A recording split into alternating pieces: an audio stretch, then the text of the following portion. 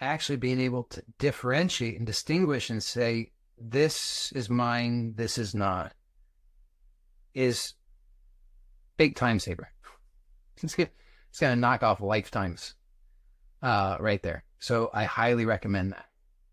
Then there will be those things that you cannot easily let go of. And this is where I distinguish the path of attainment versus the path of the renunciate. So the same skill set of what I'm talking about, presence, detachment, is used on both paths, both the path of attainment and the path of the renunciate. So the path of the renunciate is the path of detachment, pure detachment. So it's just to say, not this, not this, not this, I'm not that, I'm not this, I'm not that, none of it, I'm none of these things, I'm none of the desires, none of it is me, it all comes and goes, just detach, be present, detach, be present, detach, be present. That's a path. But that path, I don't know how to do that path while having a family and bills and business and all the other stuff. If you figure that out, blessings to you, and you can have your own YouTube channel and teach people that. And I'll tune in because I would really genuinely like to know about that. But what I have found is that there's another path, which is what I'm calling the path of attainment. And the path of attainment still has the same end goal. It's still to know yourself as freedom. It's still to know yourself as bliss. It's still to know yourself as pure being. But it uses slightly different tool sets. There's overlap because, as I said, the path of renunciation uses detachment and presence. So does the path of attainment, but it's a matter of how they're used.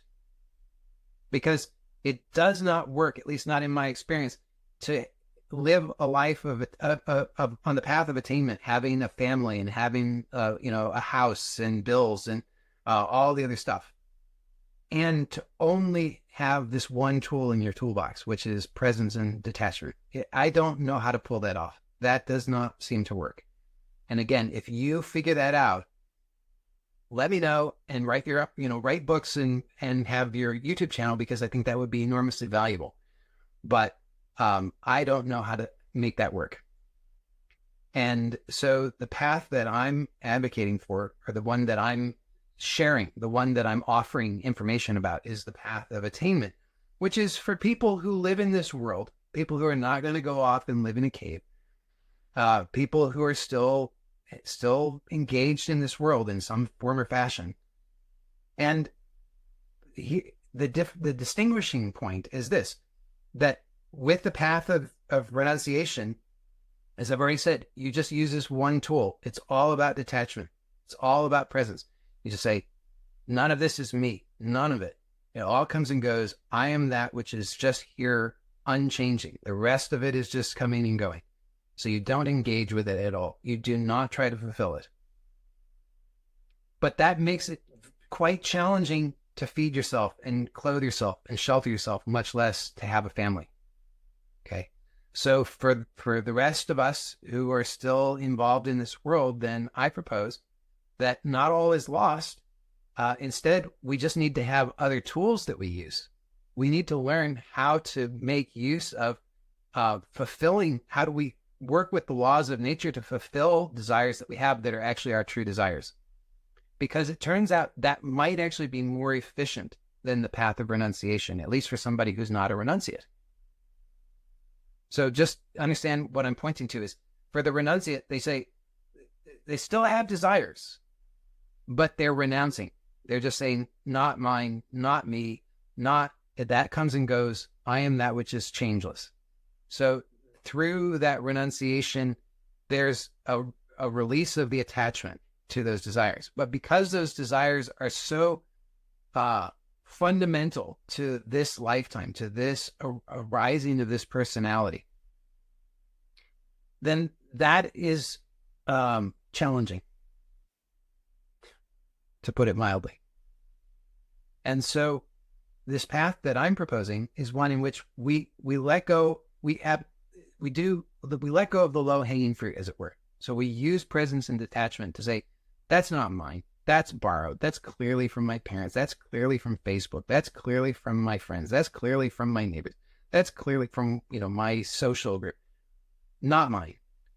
But then you're still left with those things that they're fundamental to this lifetime. And you can usually recognize them because they hurt. Like the other things might seem mildly painful, but you can let go of them, and then you just experience freedom and happiness. You're no longer feeling attached or bound by them. But then there are those things where you just don't seem to be able to let go of it. It just keeps on coming back over and over and over and over.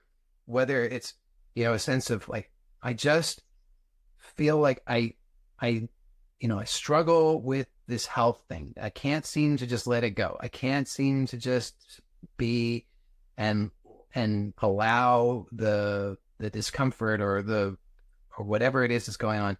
It just keeps on coming up over and over and over. I really, really, really want to resolve this.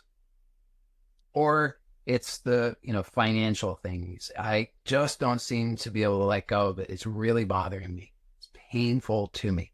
So, or it's the relationship thing. And, you can't seem to let it go, whatever that is. So there's a lot of variation on the themes, but it usually comes down to those areas. We could throw in a fourth area of creative expression, possibly. But at least those, if we were to say those four areas, so creative expression, money, relationships, and health, those are the four main buckets of the things that seem to be bothering us. And so then you can just find out what are the things that are painful to you that you don't seem to be able to let go of. Now, those are the desires that you have that you could fulfill. And it might be more efficient just to fulfill them than to try and detach from them.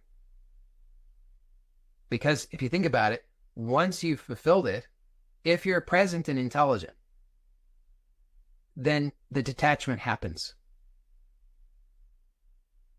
Once you've fulfilled it. As I say, the condition is you have to be present and skillful, because we've probably all experienced, if we're not present and skillful, then the satisfaction of one desire it can easily just piggyback to the next desire. So we need to be present and skillful. But once we've satisfied it, then that desire is resolved. So if we resolve the desires that we have, that also offers a path to releasing ourselves of those desires without having to try and detach through renunciation. So the basic thing here is, as I've pointed out, we want to identify what are the desires that we actually have. And then we want to work with the laws of nature skillfully in order to satisfy those desires. So what are some of those laws? The law of attention is really key. And that's why I bring it up so often. If you really understand that law, if you know what you want and you can keep your attention on it long enough, you will succeed. And this is probably the biggest weak point for most people is, if you think back to the story that I started the talk with, think about what's the weakness there. The weakness is the inability to keep the attention on what you want. So if you're going through your day and your attention is pulled here and pulled there, then at the end of the day, you know the answer to the question, how much of importance have you accomplished? Not much, because your attention is just going here and there. So the ability to keep your attention on what you want is fundamental in terms of your ability to accomplish your goals, to succeed in fulfilling your desires. If you don't keep your attention on it, you will not succeed. This shows up in many ways in life. So, for example, in athletics, the ability to keep your focus on what you want is really, really important to having mastery and developing the skills. Okay. So like, if you're playing baseball, you have to keep, if you're batting, okay, you have to keep your eye on the ball. If your eye's not on the ball, you're not going to be able to hit it. And you have to have clarity of intention and to know what you're doing, so that you have to already have envisioned that you're swinging and making contact with the ball and where you want it to go.